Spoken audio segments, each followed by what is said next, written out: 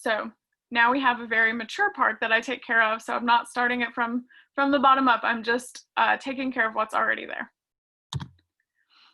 So the park has grown a little bit since 1988. It's 18 acres, which is a huge area to be right in downtown Salisbury. Oh, sorry, I was looking at the chat. It was flashing at me. So yeah, it's a huge park in the middle of Salisbury. And we have over a mile of graveled walking paths. So I would even say it's probably about 2 miles, but our main track that people walk is about a mile. And currently we have over 40 named garden beds, and each one of those have a theme or a plant of interest or a couple plants of interest. So here is our very overwhelming map that you would see if I handed you a brochure of our park. It includes some of our hardscapes like the gazebos, the deck around our pond over here. Can you guys see my cursor when I point at things? Yes, we can see it. Okay, thank you. So yeah, we have a deck, and yeah, it takes up a very large space, and we're actually surrounded by homes and roads. So we have a lot of community people that help us look after the park as well. They keep an eye on it for us, and we do appreciate that because it is only myself and my boss that work at this park full time. So if I refer to someone named Danielle, that is my boss, and we work very closely together. We have a couple annual events. So the spring celebration is has been going on for over 30 years. It pretty much started when the park started as a way to say thank you and celebrate the Salisbury community that supports the park. Unfortunately, we had to cancel it this year. That's only the second time it's ever been canceled, so it's kind of a big deal. But I'm looking forward to it next year, and I do hope we can have our other annual events. They do a butterfly release in the fall, and we also do a lecture with a guest speaker and give away some of our plants that we propagate throughout the year, which I'm still working on propagating those plants, so I hope we can give them away. As I said, in December, which is a very odd time to start a gardening job. So I really got to know the bare bones of the park. And there were a couple things I really appreciated. I thought it was a great time to start. It gave me some time to understand the layout of the park and, you know, things that happen day to day and some of the more paperwork side of things. But one of the trees that I absolutely love, and I think it has great character, is this fantasy crepe myrtle. A lot of people revere it for its cinnamon peeling bark, which is really nice. It does help it stand out, but I love that we have a very mature specimen. It was planted a couple of years after the park first started. And and it was introduced, I think, in the 80s by the Ralston Arboretum at NC State. So I feel lucky that we have such an old specimen, and it sits up by the hospital side of the park. I will bring that map back up as I'm talking to kind of give you an idea of these random things that I'm pointing out. But yeah, so the crepe myrtles, we do not crepe murder our trees. We let them grow naturally. So they're very tall. They have really nice bark. And then the picture on the top right corner is a persimmon tree, which has nice bark. So those are some things I enjoyed throughout the very bare winter of December when I started. But there's always lots to do. So I never ran out of things to do. I had a lot of deadheading. My boss had been there by herself for a couple months, so she did not deadhead in the fall. So I had 40 garden beds to deadhead. That was fun. Lots of invasives to remove. As I said, this garden is in the middle of Salisbury, so it's a very urban environment, and it has a lot of pressure from invasive plants and also just kind of thug plants. So lots of Nandina, English ivy, things like that. But then not long after I started, some of our winter flowers were blooming, and that was really enjoyable. So we have camellias throughout the park. We don't really have a garden bed that's themed with camellias, but a lot of them do have camellias as the plant of interest, which is nice for the winter. It gives it a really great pop of color in the middle of the park. And there are lots of beds that have hellebores in them, or Lenten roses, which I'm sure most of you know they were very early this year, so it was nice to see those. So I'll start kind of going through a couple different beds that I thought would be fun to highlight. Our main entrance bed is actually our only bed that we do a seasonal planting in. So you can see in this picture, we planted tulips and crimson clover with some alliums behind it. The only thing that's left in there now are the alliums, and we are actually in the process of putting out our summer annuals in the spot. So you can check those out in the coming weeks. And it's main entrance / veterans entrance. So this row of yews actually separates the two gardens. In the back here, we have a really nice dogwood. And then on the side over here, we have a nice Japanese snowball, which is in the next slide. So, or Japanese snowball. It's blooming now, although it's kind of on the downhill slide, but it is very spectacular. I was not familiar with this plant until I saw it in bloom, and I was blown away. It's really a quite large specimen, I think, and it is very floriferous. It reminds me of our native Halesia, but it's much more flower. And when the petals start dropping, it looks like snow in May, which is really nice. And I also mentioned our Japanese yew. We have these all around the park. They're actually really nice, I think, in garden beds. They're green all year. They take our summer heat. You know, I think that a lot of ours are prostrata, so they don't get very big, which is really nice when you're just trying to, you know, outline a garden, kind of how we did the main entrance garden. It kind of divides it a little bit and gives it a little bit of shape. So those were two plants I wanted to highlight in that bed. Kind of the things I'm going through are ones that, you know, may not always be native, but are nice plants for a southern garden, and things that, I don't know, I've just enjoyed from my time. I haven't seen the park throughout all the seasons, but these are ones that have really caught my eye since I started in December. Just looking in the chat, Japanese snowball is the name of the one that I pointed out.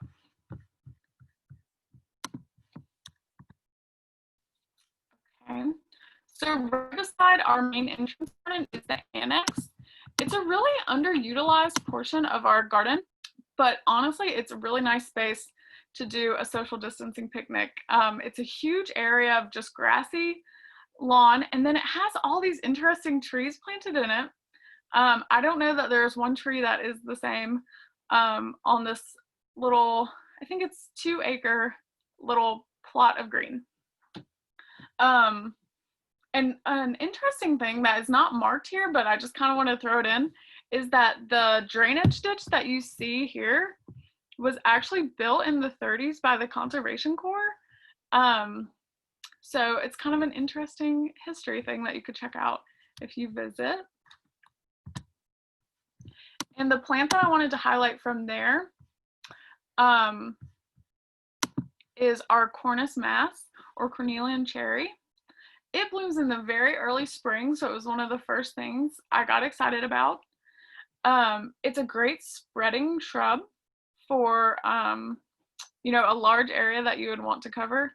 This one is a little misleading. It looks a lot bigger than it is in this picture.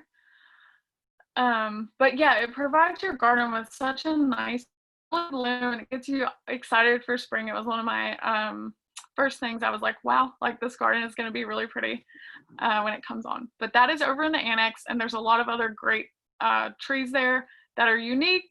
I don't really know exactly why they're there. I have not gotten the history on that, but they're all different and very interesting to see. So we'll jump back to our main part of the garden. We have a small pond. It is not very deep, but it does support a lot of wildlife. It surprises me almost every day, the different things that I see in here. So we have some resident turtles. Recently we've gotten 3 resident mallards. I think they're all males and they just hang out at the park for now, which is nice. I like to see them. I've seen a blue heron here, and it's just nice to see those things, you know, and know that our garden is supporting wildlife in Salisbury. We also have a lot of photographers that visit the park, and they'll photograph birds and other insects and tag us with their photos, which is fun to see. And if you follow us on Instagram or Facebook, I do repost a lot of their photos on our social media because they're so good, and it's like birds that you would never think would live in the middle of Salisbury. So the park can be a great place for bird watching. So all of those 3 gardens that I was talking about, the main entrance garden, the annex, and then our pond are all right here. And that's all on one side of our park. So that's where most people come in and start their walk around the park. Something I definitely wanted to highlight are all of our benches. We have 2 gazebos, and we also have 2 picnic tables up near the hospital side. This is where a lot of people, not right now, but you know, before the pandemic, would hang out, socialize. A lot of the neighbors, the neighborhood kids, just people that walk, they take and spend a lot of time enjoying the park from the benches and the gazebos. These are actually original in the park, and when they were bought, I was reading through our history of the park, and the committee decided to spend a little extra money and have them made out of bald cypress wood instead of using wood from a rainforest, just to be ethically responsible about the things we were putting in the park. So if you check it out, just know that our benches and our gazebos are both made of bald cypress wood. So another spring favorite is our fruit collection. Well, it's ornamental fruit, so we do not get edible fruit from here, but it really lights up the park with a lot of pink and white spring blooms. This right here is one of our cherries. And here's kind of a wide view of the ornamental fruit collection. It's changed a lot. So if you've visited the park in the past, maybe when it was like first getting started or 10 to 15 years ago, it will look a lot different now because the ornamental fruits kind of have a shorter lifespan than most trees. So we're working on revitalizing this space. You can see in the back we have, this was newly planted last year, and these are newer too here in the front, where they used to be tall trees, like the one that's blooming back here in the back. I think that it's not as nice because it doesn't shade this walkway as much, but it is nice because we'll get more blooms now. Some of our older fruit collection, we have some crab apples to the right of this photo that we completely had to prune them back this spring because they were not going to flower at all. So they'll be prettier next spring, and then these newer trees will have much more blooms than the older trees. And that's just, you know, the way it goes with park maintenance. But it is a great space to check out just because it's interesting. You know, they're interesting all year. They bloom early spring, then they have different colored foliage, and then they'll have their little fruits as well.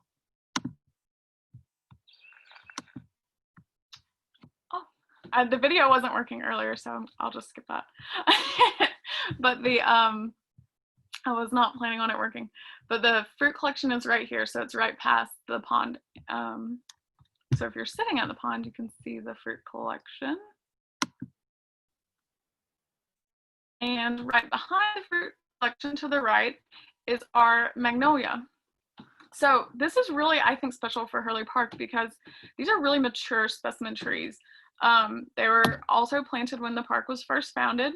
So we have some southern magnolias that are at their maximum height. They're huge, and they provide a great backdrop for a lot of these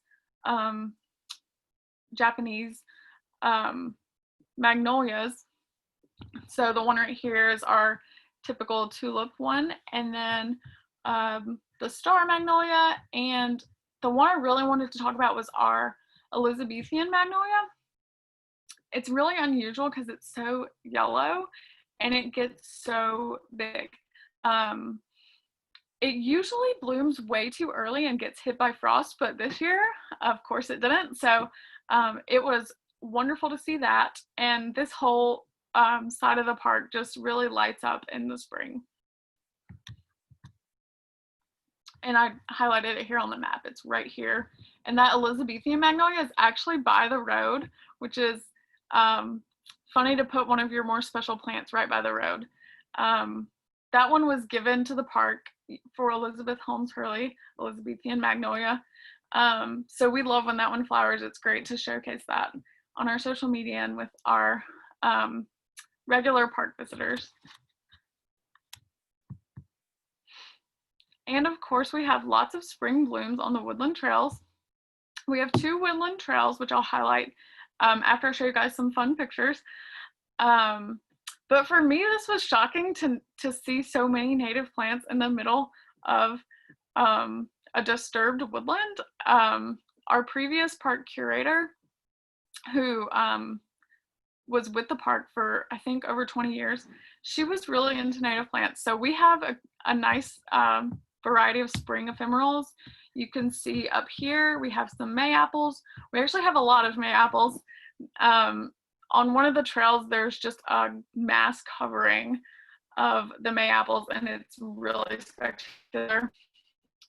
Geranium here. We have a bloodroot. There's actually bloodroot in a lot of the garden beds around.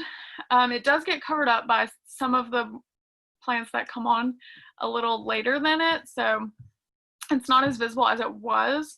It gets covered up by a lot of our ferns, but it was really nice to see that when not much else was blooming.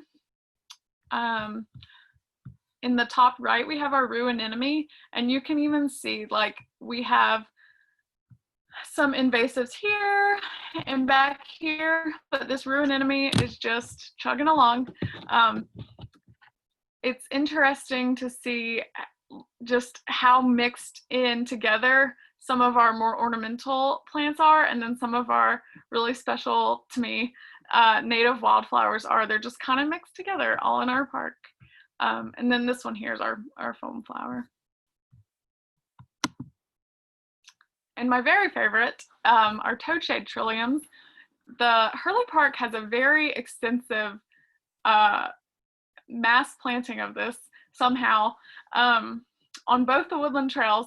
So it actually will, when they started popping up, they literally started popping up in the middle of the path.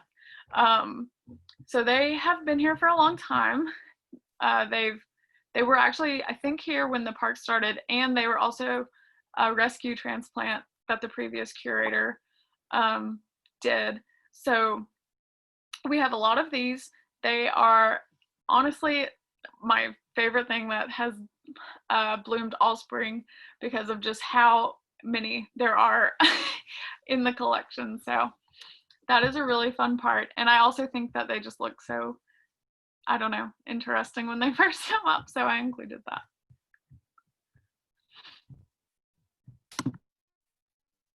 And our 2 woodland trails, this is where our small gazebo is, and this is all wooded path here, and it comes down to a fern glade.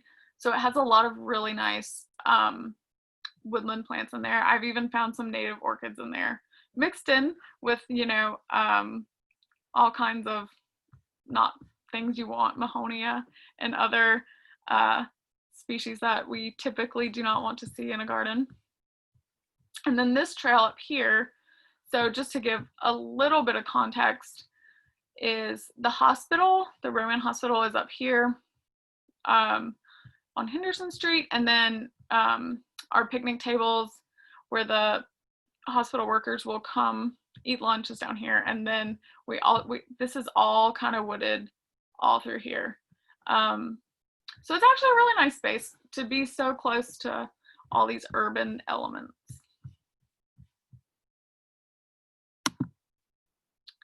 Something that people love, they will literally stop their car in the middle of the road to see the daffodil garden when it's in full bloom. The picture, I would say, does not do it justice at all. It's just a mass of white and yellow blooms. And it's really neat. It was kind of updated last year with some newer varieties and things. And it looks really nice. And it also will have some daylilies coming up for the summer, so it doesn't just turn into a mass of green instead of our wonderful spring blooms. And that's located kind of in the middle of this pathway here that runs, I would say it's like the longest running straight path through our park. One of my favorite plants that I've seen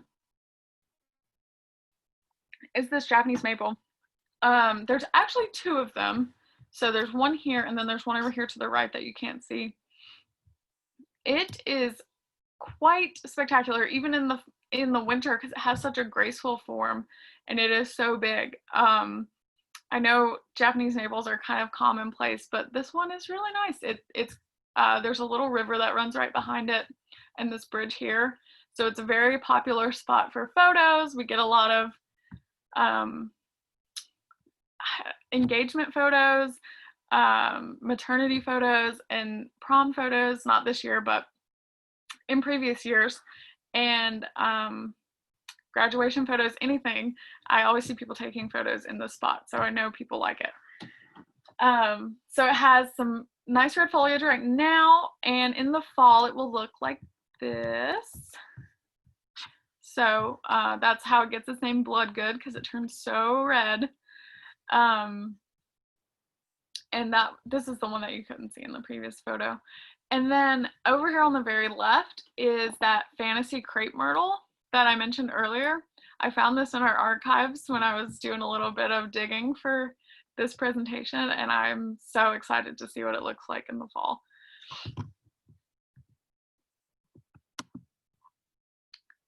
So these are kind of our showstoppers for the spring. They're on their way out. I think you could still find some azaleas in the more shady spots, but the dogwoods are pretty much finished. There are hundreds of dogwoods all over the park. It seems like they've just sprung up from everywhere, but they are really nice.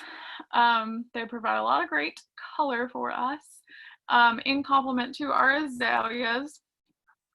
We do have two dedicated azalea gardens, but there are honestly azaleas pretty much everywhere in the park. The woodland paths have a lot of azaleas, and there are some that are just planted around in other gardens. There are a couple gardens that are native plant themed, so obviously they include these showstopper azaleas in them. So the two azalea gardens are the Bracy and Heitman. The Bracy is what is pictured here. So this is, if you've ever seen someone posting prom photos from Hurley Park, they were probably taken in the Bracy azalea garden. It is three huge like clumps of azaleas just planted around this big open space. And so they really, when they are in full bloom, they're in full bloom, and they are really beautiful. And of course we do have some dogwoods mixed in with those. But this is a really big spot for our photo taking. So if you've seen a photo of the park that someone took, it was probably here. And the Heitman Azalea Garden is in the woods, and it contains the azaleas, but it also has quite a bit of camellias in there. And they're different varieties too. Some were blooming when I first started, and some were blooming well into the spring. So that is something I'm looking forward to learning more about. A lot of our plants are not tagged. They are accessioned, but not all of them. And they're not all accessioned to where they are currently at. So learn the plants as they bloom and show themselves off has been an interesting task and one that I look forward to keeping going. So as I was saying, yeah, the Bracy Azalea Garden is here over on the end of this woodland path, and then the Heitman Azalea Garden is here. So it's kind of clumped with the fruit orchard and the magnolia collection around the pond. So I know I was talking a lot about, you know, exciting things that have bloomed previously in the spring. And I haven't really been spending too much time in the park just because of the COVID restrictions and, you know, other things that kind of come up. So, but I was at work yesterday, so I took a lot of photos to show you guys. Everything looks really great. You know, besides the weeds, because we haven't been there enough to pull them all. There are a lot of blooms, so just look at the blooms, don't look at the weeds. We have quite a few viburnums that are just starting. The spiderwort is really nice. I think that it was planted intentionally in some places and not intentionally in others, but it does look nice, and the bees love it. I've seen that was like bee city over there yesterday. It was really nice, and I think they're just great plants for spaces that are harder to find something that works for, and you don't mind it spreading. I'm really thankful our previous curator enjoyed green and golds, because I also enjoy them, and they have spread around as a ground cover in some of our beds, and that's much nicer to look at than just chickweed or other weeds. So those look really great, and I do hope that they inspire other people to use ground covers like green and golds instead of just anything you can find at Lowe's. And then our peonies are blooming. I think we have one spot that we have peonies, but these are beautiful. They are literally as big as my head. If you remember from the first photo that I showed, or the first slide that I showed, they are huge. I think the variety is Antwerpen. I don't know if I'm saying that right, but they're really nice and definitely something that I would stop my car on the side of the road to look at. And I'm not a peony fan. So, yeah, as I said, this was to remind me to encourage everyone to overlook the weeds and just look at the things that are blooming, because the park is really beautiful right now. It's full of green, open space. We have a lot more visitors than usual, but definitely not too many that it's hard to stay away from people. I have a lot of people that picnic in different areas, and I think that's great, especially for people who live in a city and they don't really have a nice yard to enjoy. I'm glad that they can enjoy this park and use this open space to recreate. And I hope it brings them a little bit of joy like it brings me. So this is one that I highlighted on our social media last week.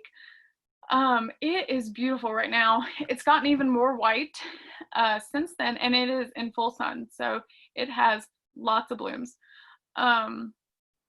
It is the Cornus cusa, the Japanese dogwood. And so it blooms a little bit later than our native dogwood, and it is so nice with the backdrop of green and then the white. That may be just to me, since I went to A.L. Brown, so I love the green and white.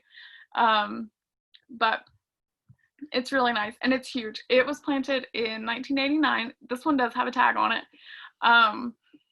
So it's a really nice mature tree, and it's very show-stopping. You cannot miss it. If you're at the park, like, you will see this tree from afar.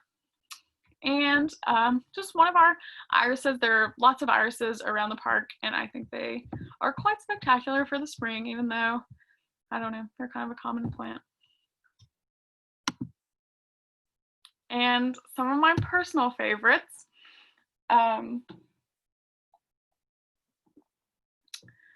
So I always love our deciduous azaleas. They're really, I think everyone loves them. You can't not love them. Just the way that they look when the buds are first starting, and then the flowers are so delicate and graceful.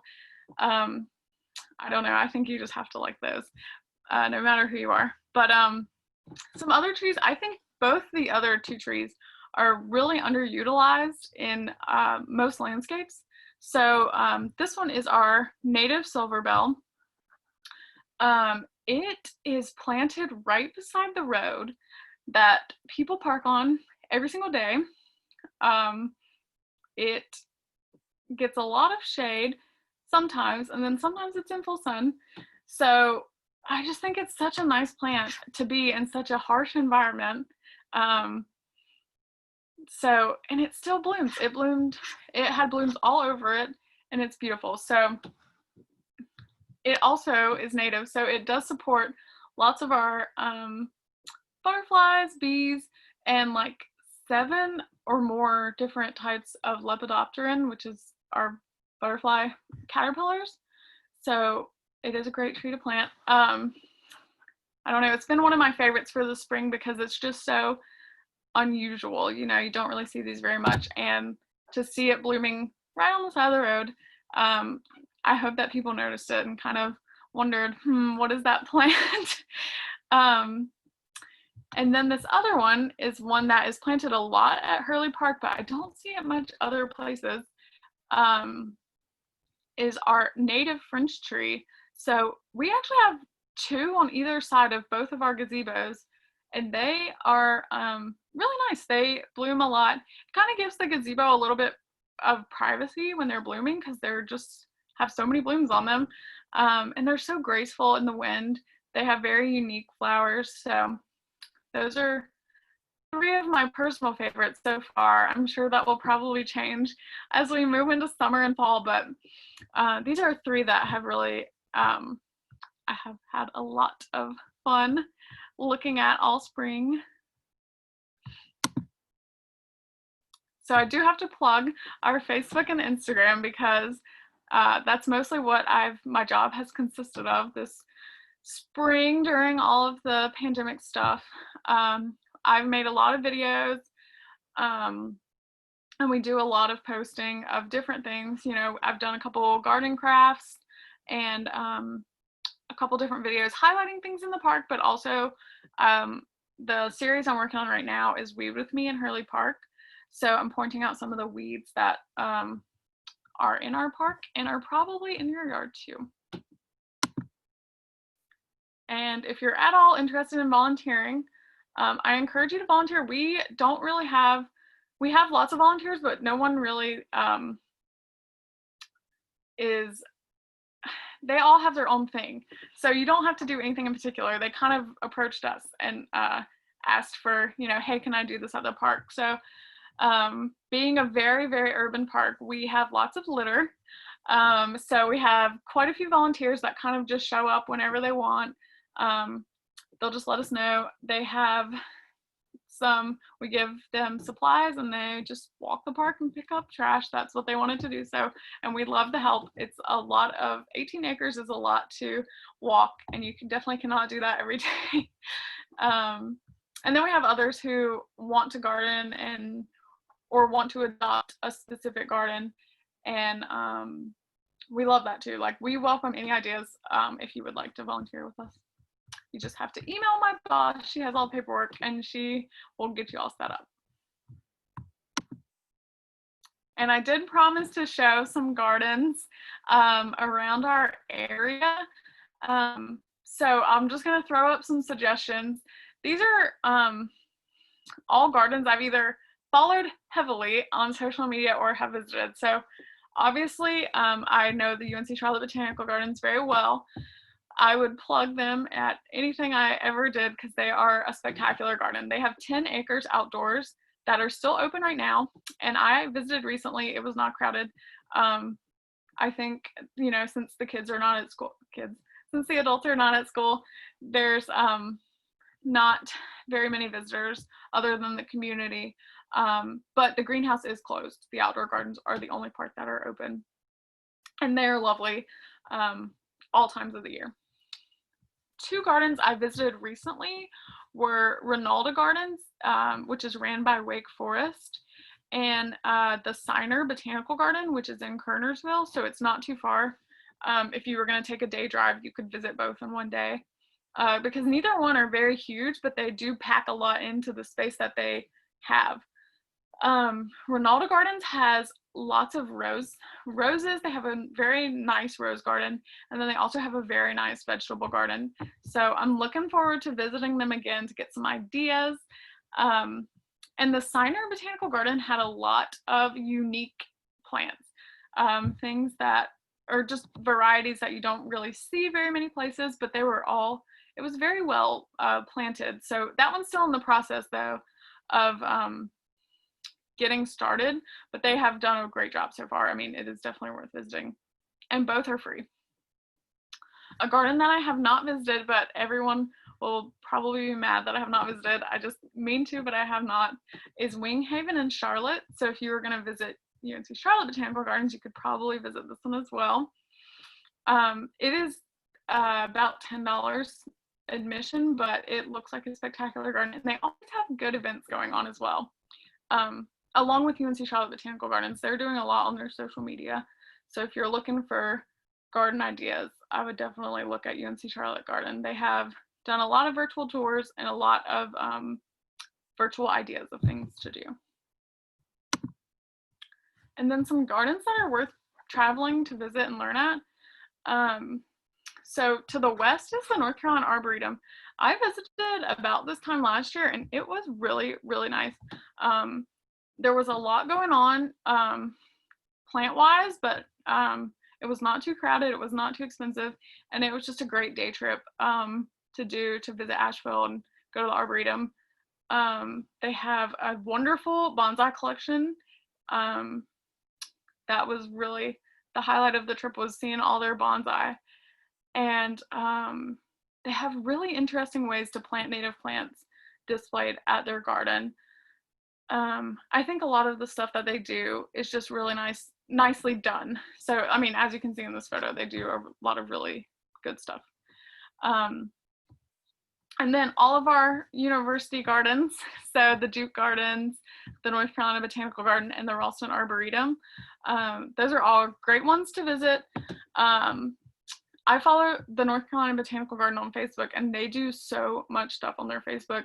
I love that they highlight, everything that's going on at their garden. And then Plants Delights Nursery has, if you're looking for something unique for your garden, they have it. I was looking forward to visiting them this month, but I guess I'll have to wait a little while on that. But they have definitely I went through their magazine in the early spring and was marking the things that I wanted, and I think it was more marked than unmarked. So these are some gardens to visit, and if you have questions, I'll be glad to answer them. I'm gonna look in the chat box.